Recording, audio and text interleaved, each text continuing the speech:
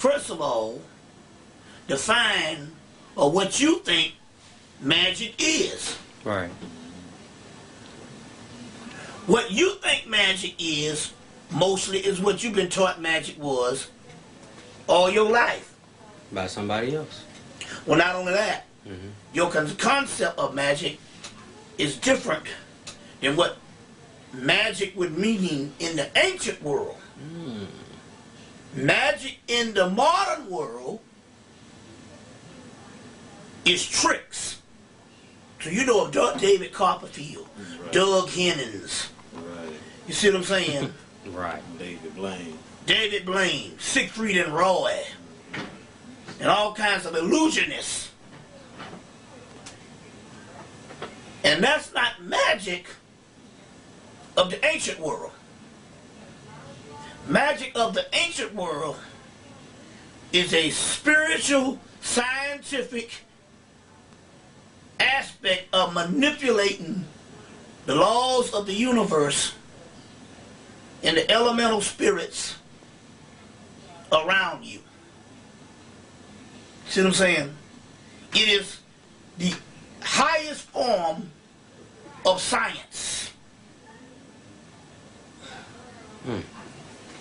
From the physical to the metaphysical. Mm. You see what I'm saying? Mm-hmm. Not tricks. So you've been taught, number one, that magic has something to do with tricks, illusions. You understand what I'm saying? Right. And it has nothing to do with science. You see what I'm saying? Can I ask you a point? Yeah. So, at this point, once you discovered that this was the direction that you needed to go, I mean, what then made you say, okay, well, let me go out here and do it? And were you actually doubtful about how this type of thing would be received, because it wasn't, starting to get dark? I don't think you imagined that it would be. Well, first of all, I never really looked at it as something that I needed to give to the people, and was interested in what they was receiving.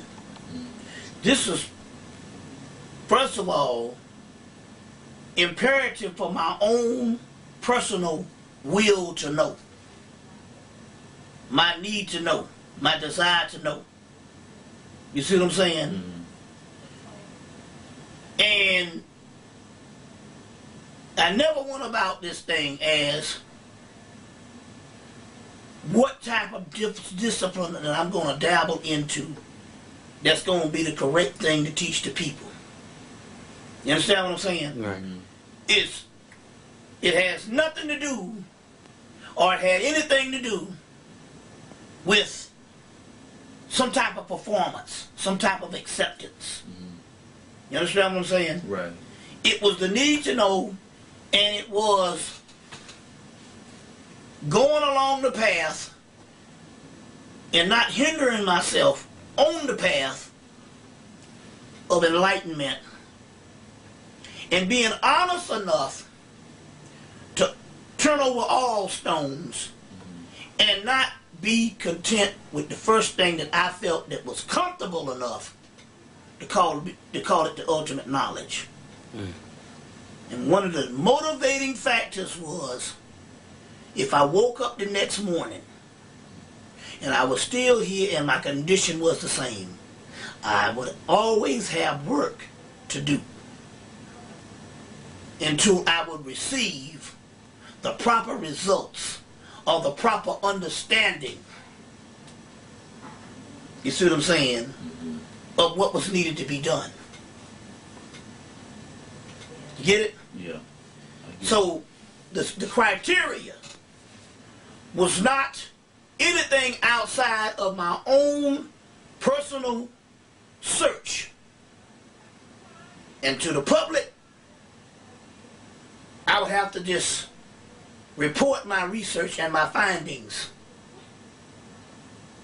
You see what I'm saying? I see.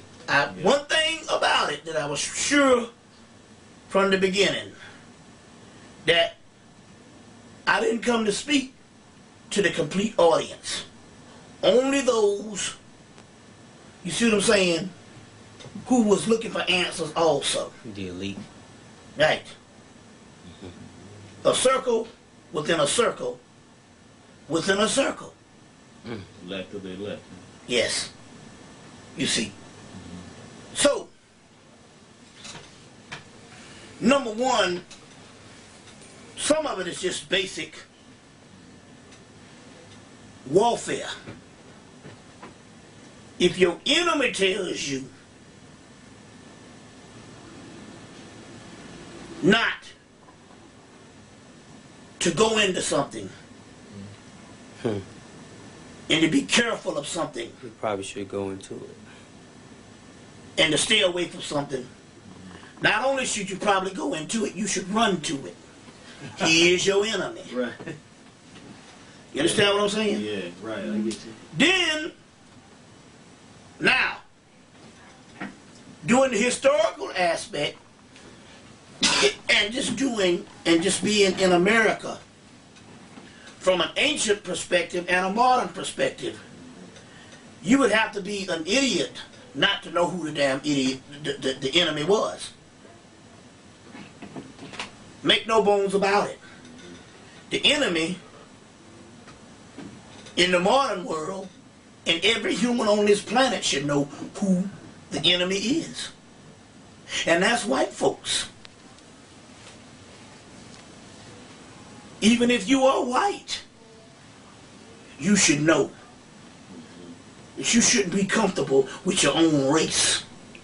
Well, other people do diabolical things too, but no, let's let this be perfectly clear. The people that run this earth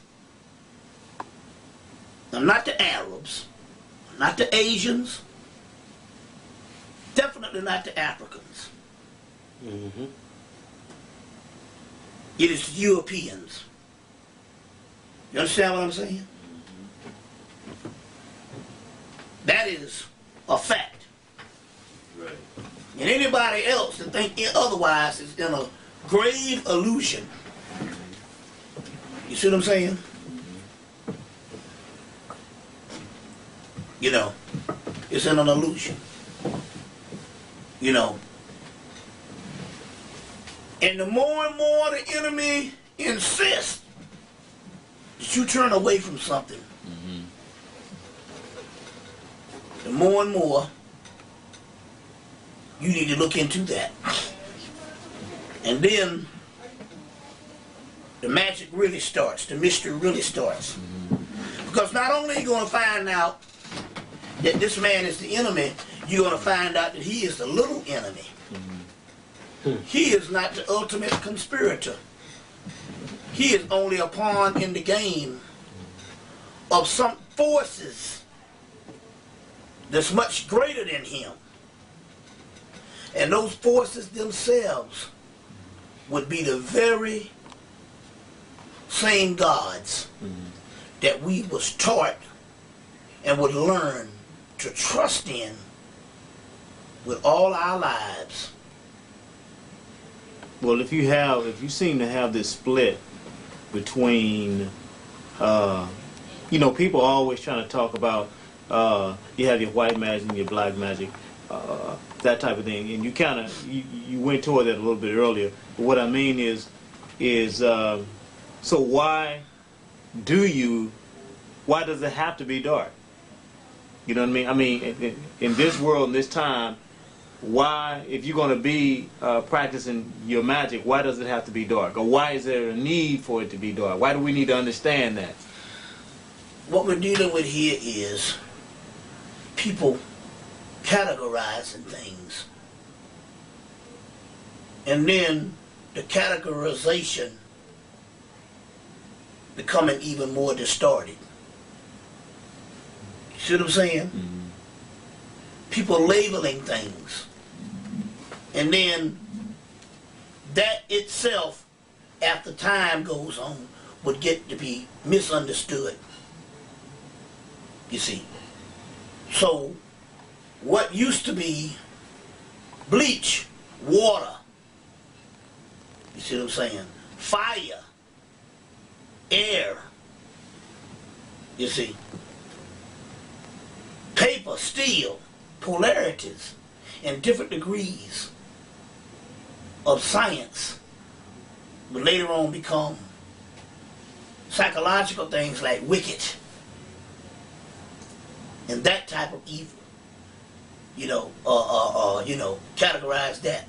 So we're talking about something that is highly scientific and really has nothing to do with moralism and anything personal, but just understanding the nature of the way the earth works. Nature itself is a series of changes. Some of these changes very violent. See what I'm saying? And the misunderstanding when you categorize things, and later on people would misunderstand things, is the same scenario I'm getting ready to give you. If someone